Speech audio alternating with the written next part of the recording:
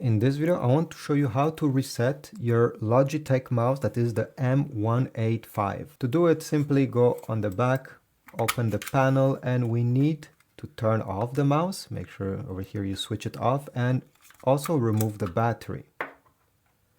Next, you need to press the right click, the scroll wheel click, okay, like this, both, and also the left click. These three things need to be keep pressed like this.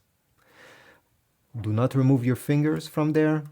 Reinstall the battery and turn on the mouse. Stay like this 10 seconds, okay? Do not release.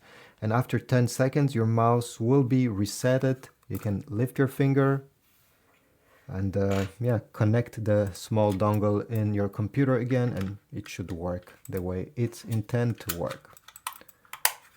So thanks for watching. If this worked, leave a comment down below. Subscribe, like, and I'll see you in the next video.